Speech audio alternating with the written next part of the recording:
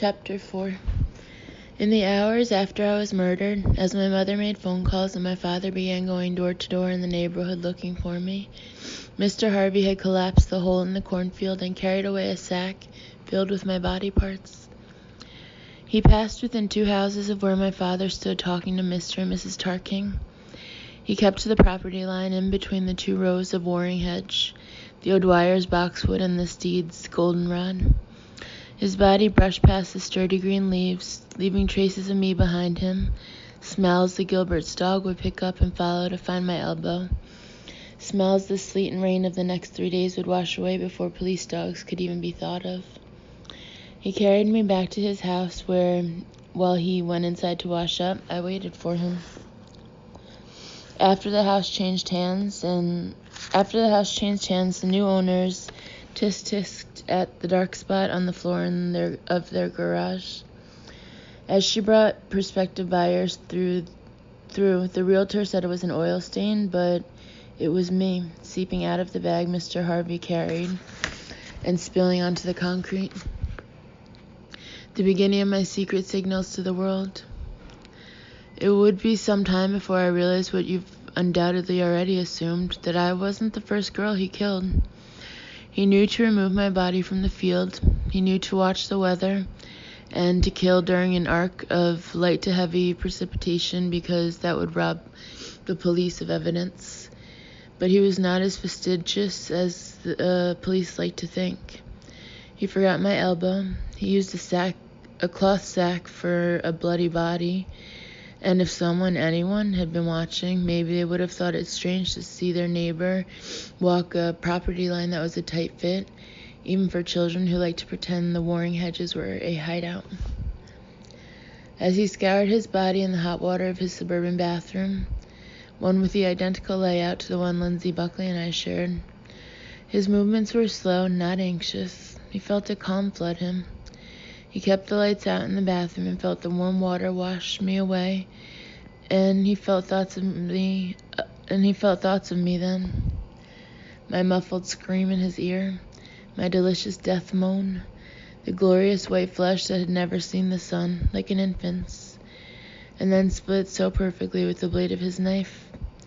He shivered under the heat, a prickling pleasure creating goosebumps up and down his arms and legs. He had put me in the waxy cloth sack and thrown in the shaving cream and razor from the mud ledge, his book of sonnets, and finally the bloody knife. They were tumbled together with my knees, fingers, and toes, but he made a note to extract them before my blood grew too sticky later that night. The sonnets and the knife, at least, he saved. At Evensong, there were all sorts of dogs, and some of them, the ones I liked best, would lift their heads when they smelled an interesting scent in the air. If it was vivid enough, if they could identify it immediately, or if, as the case may be, they knew exactly what it was, their brains going, steak tartare, they'd track it until they came to the object itself. In the face of the real article, the true story, they decided then what to do. That's how they operated. They didn't shut down their desire to know just because the smell was bad or the object was dangerous. They hunted. So did I. Mr. Harvey took the waxy orange sack of my remains to a sinkhole 8 miles from our neighborhood, an area that, until recently, had been desolate save for the railroad tracks and a nearby motorcycle repair shop. In his car, he played a radio station that looped Christmas carols during the month of December. He whistled inside his huge station wagon and congratulated himself. Felt full up. Apple pie, cheeseburger, ice cream, coffee. Full. Better and better he was getting now, never using an old pattern that would bore him, but making each kill a surprise to himself, a gift to himself. The air inside the station wagon was cold and fragile. I could see the moist air when he exhaled, and this made me want to palpate my own stony lungs. He drove the reed-thin road that cut between 2 new industrial lots. The wagon fishtailed coming up out of a particularly deep pothole, and the safe that held the sack that held my body smashed against the inside hub of the wagon's back wheel, cracking the plastic. "Damn," Mr. Harvey said. But he picked up his whistling again without pause. I had a memory of going down this road with my father at the wheel and Buckley sitting nestled against me, one seatbelt serving the two of us in an illegal joyride away from the house. My father had asked if any of us wanted to watch a refrigerator disappear. "The earth will swallow it," he said. He put on his hat and the dark Cordovan gloves I coveted. I knew gloves meant you were an adult and mittens meant you weren't. Parentheses, for Christmas 1973, my mother had bought me a pair of gloves. Lindsay ended up with them, but she knew they were mine. She left them at the edge of the cornfield one day on her way home from school. She was always doing that, bringing me things, close parentheses. "The earth has a mouth?" Buckley asked. "A big round mouth, but with no lips," my father said. "Jack," my mother said, laughing, "stop it. Do you know I caught him outside growling at the snapdragons?" "I'll go," I said. My father had told me that there was an abandoned underground mine and it had collapsed to create a sinkhole. I didn't care. I liked to see the earth swallow something as much as the next kid did. So when I watched Mr. Harvey take me out to the sinkhole, I couldn't help but think how smart he was. How he put the bag in a metal safe, placing me in the middle of all that weight. It was late when he got there, and he left the safe in his wagoneer while he approached the house of the Flanagans, who lived on the property where the sinkhole was. The Flanagans made their living by charging people to dump their appliances.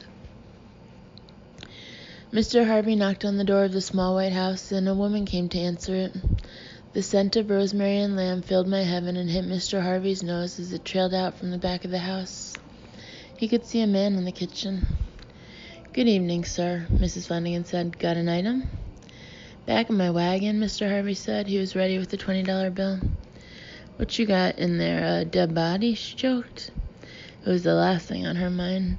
She lived in a warm if small house. She had a husband who was always home to fix things and to be sweet on her because he never had to work, and she had a son who was still young enough to think his mother was the only thing in the world. Mr. Harvey smiled, and as I watched his smile break across his face, I would not look away. "Old safe of my father's, finally got it out here," he said. "Been meaning to do it for years. No one remembers the combination." "Anything in it?" she asked. "Stale air." "Back her up then. You need any help?" "That would be lovely," he said. The Flanagans never suspected for a moment that the girl they read about in the papers over the next few years, missing, foul play suspected, elbow found by neighboring dog, girl 14 believed killed in Stolfa's cornfield, warnings to other young women, township to rezone adjoining lots to high school, Lindsay Salmon, sister of dead girl, gives valedictorian speech. Could have been in the gray metal safe that a lonely man brought over one night and paid them $20 to sink. On the way back to the wagon, Mr. Harvey put his hands in his pockets. There was my silver charm bracelet. He couldn't remember taking it off my wrist. He had no memory of thrusting it into the pocket of his clean pants. He fingered it, the fleshy pad of his index finger finding the smooth gold metal of the Pennsylvania keystone, the back of the ballet slipper, the tiny hole of the minuscule thimble, and the spokes of the bicycle with wheels that worked. Down Route 202, he pulled over on the shoulder, ate a liverwurst sandwich he prepared earlier that day, then drove to an industrial park. An industrial park they were building south of Downingtown. No one was on the construction lot. In those days, there was no security in the suburbs. He parked his car near a porta-john. His excuse was prepared in the unlikely event he needed one. It was this part of the aftermath that I thought of when I thought of Mr. Harvey. How he wandered the muddy excavations and got lost among the dormant bulldozers, their monstrous bulk frightening in the dark. The sky of the earth was dark blue in the night following my death, and out in this open area, Mr. Harvey could see for miles. I chose to stand with him, to see those miles ahead as he saw them. I wanted to go where he would go. The snow had stopped. There was wind. He walked into what his builder's instincts told him would soon be a false pond, and he stood there and fingered the charms one last time. He liked the Pennsylvania Keystone, which my father had engraved with my initials. My favorite was the tiny bike, and he pulled it off and placed it in his pocket. He threw the bracelet with its remaining charms into the soon-to-be man-made lake. 2 days before Christmas, I watched Mr. Harvey read a book on the Dogon and Bambara of Mali. I saw the bright spark of an idea when he was reading of the cloth and ropes they used to build shelters. He decided he wanted to build again, to experiment as he had with the hole, and he settled on a ceremonial tent like the ones described in his reading. He would gather the simple materials and raise it in a few hours in his backyard.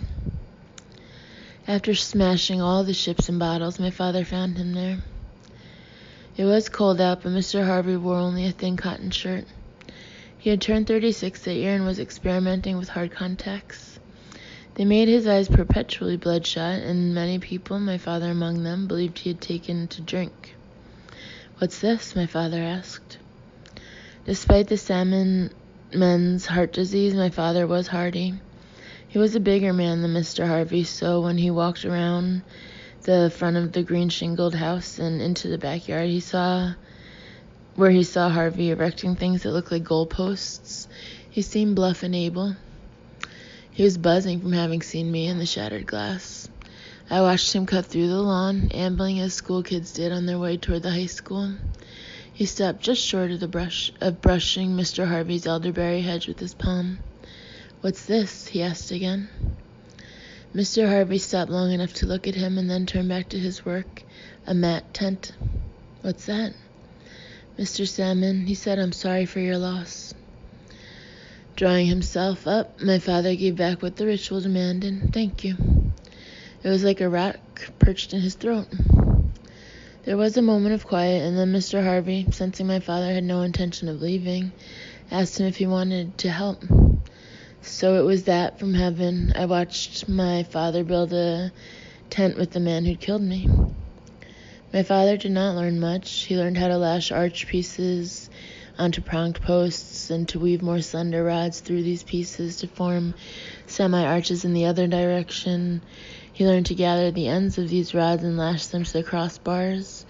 He learned he was doing this because Mr. Harvey had been reading about the Imezureg tribe and had wanted to replicate their tents. He stood, confirmed in the neighborhood opinion that the man was odd. So far, that was all. But when the basic structure was done, a 1-hour job, Mr. Harvey went toward the house without giving a reason. My father assumed it was break time, that Mr. Harvey had gone in to get coffee or brew a pot of tea. He was wrong. Mr. Harvey went into the house and up the stairs to check on the carving knife that he had put in his bedroom. It was still in the nightstand, on top of which he kept his sketch pad, where often in the middle of the night he drew the designs in his dreams. He looked inside a crumpled paper grocery sack. My blood on the blade had turned black. Remembering his act in the hole, made him remember what he had read about a particular tribe in southern Ayr. How, when a tent was made for a newly married couple, the women of the tribe made the sheet that would cover it as beautiful as they could. It had begun to snow outside. It was the first snow since my death, and this was not lost on my father. "I can hear you, honey," he said to me, even though I wasn't talking. "What is it?" I focused very hard on the dead geranium in his line of vision. I thought if I could make it bloom, he would have his answer. In my heaven it bloomed. In my heaven, geranium petals swirled in eddies up to my waist. On earth, nothing happened. But through the snow, I noticed this. My father was looking toward the greenhouse in a new way. He had begun to wonder. Inside, Mr. Harvey had donned a heavy flannel shirt, but what my father noticed first was what he carried in his arms, a stack of white cotton sheets. "What are those for?" my father asked. Suddenly he could not stop seeing my face. "Tarps," said Mr. Harvey. When he handed a stack to my father, the back of his hand touched my father's fingers. It was like an electric shock. "You know something," my father said. He met my father's eyes, held them, but did not speak. They worked together, the snow falling, almost wafting down, and as my father moved, his adrenaline raced. He checked what I knew. Had anyone asked this man where he was the day it disappeared? Had anyone seen this man in the cornfield? He knew his neighbors had been questioned. Methodically, the police had gone from door to door. My father and Mr. Harvey spread the sheets over the domed arch, anchoring them along the square formed by the crossbars that linked the fork posts. Then they hung the remaining sheets straight down from these crossbars so that the bottoms of the sheets brushed the ground. By the time they had finished, the snow sat gingerly on the covered arches. It filled in the hollows of my father's shirt and lay in a line across the top of his belt. I ached. I realized I would never rush out into the snow with Holiday again, would never push Lindsay on a sled, would never teach. Against my better judgment, my little brother had to compact snow by shaking it against the base of his palm. I stood alone in a sea of bright petals. On earth, the snowflakes fell soft and blameless, a curtain descending. Standing inside the tent, Mr. Harvey thought of how the virgin bride would be brought to a member of the Imizureg on a camel.